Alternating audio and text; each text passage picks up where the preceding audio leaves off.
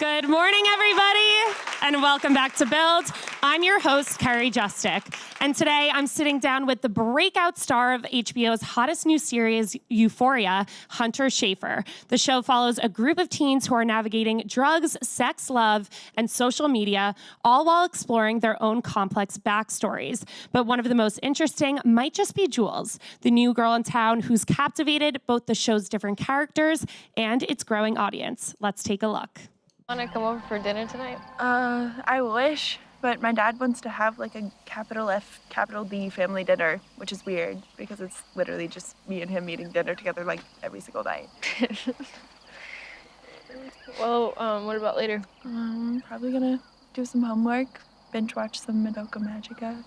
Okay, well, maybe you could, like, come over Sunday night, because my mom's, like, asking me and stuff. Are you talking to your mama about me? No. Shut up.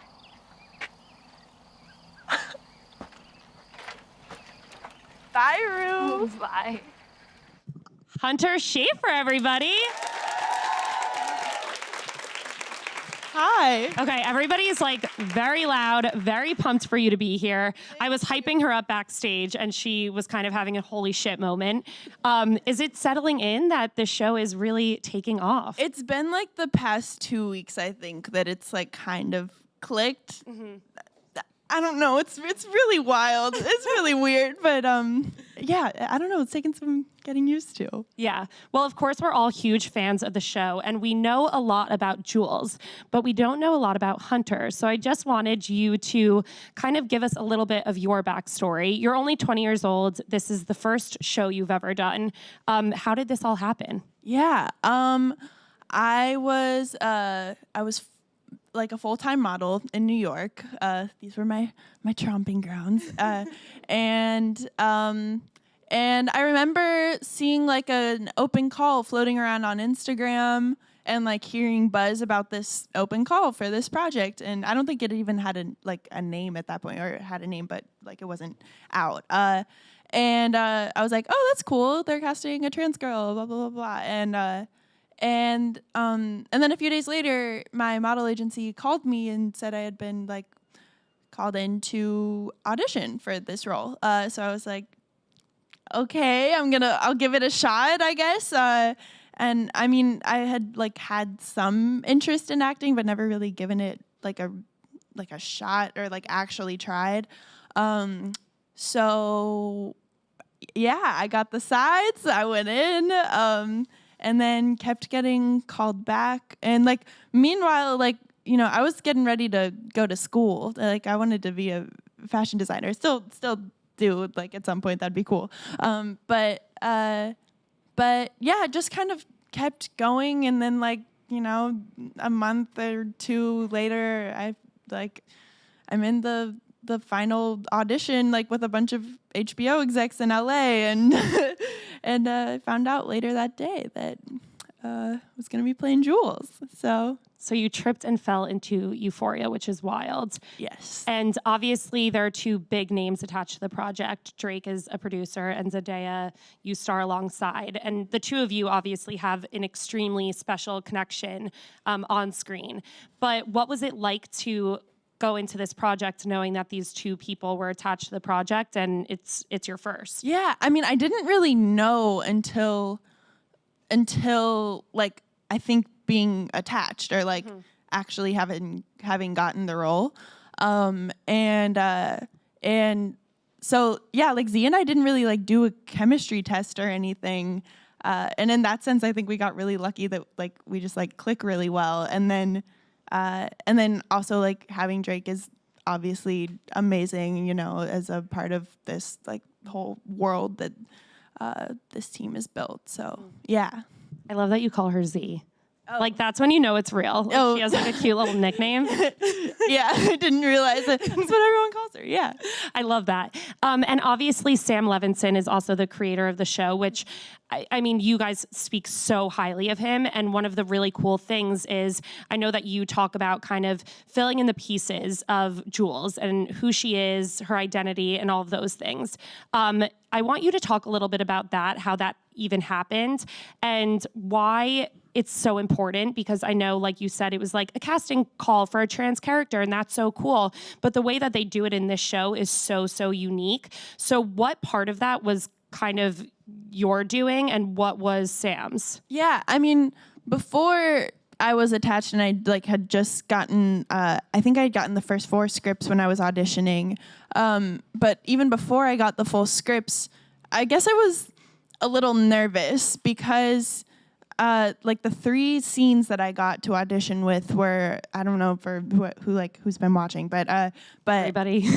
but like the kitchen scene in the first episode, the motel scene in the first episode, and then the dick pic tutorial. You're like not messing around. Yeah, so I was like, what is this? But I mean, as soon as I got those episodes and was kind of able to really like read the entire progression of the first 4, it really like made sense, and it kind of like dawned on me that, you know, Sam was incredibly talented and like empathetic and like had an understanding of like all his characters in a way that I wouldn't have like necessarily expected from like a white cis guy. Yeah. So yeah, and then once I got the role, I mean, the first thing we did, they kept me in LA a few extra days, and just so that Sam and I could have like a meeting that went hours long at this coffee shop, and we just kind of like delved into each other's lives, and it was like just a matter of like, because he's written himself into all these characters in a lot of ways, and then figuring out how some of my story can fit in as well, and so that we can really like flesh her out, and that's what ended up happening. So it's a weird little like concoction. What do you think makes you most similar to Jules? I mean, if I had access to the clothes that Jules has access to in the show, I know my 17-year-old self would have been wearing like everything that she has. Yeah. The hair and makeup is unreal, and the wardrobe. That team is absolutely incredible, and we had so much fun. That was also like really collaborative as well. You know, like every time we had to establish a new makeup look, Donnie and I would just like, we'd be like, all right, so what's it gonna be today? Like, what squiggles or lines or sparkles can we, you know, throw on my face, and figure out what works for the scene. That's so, so fun.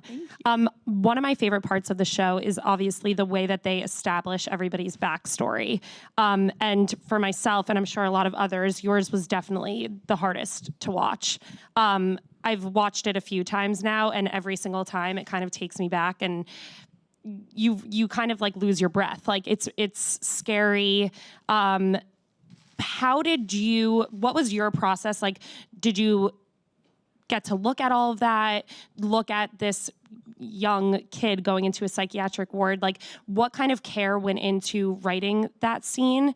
And even though you weren't playing young Jules, obviously, like, what was it like to watch that? Yeah.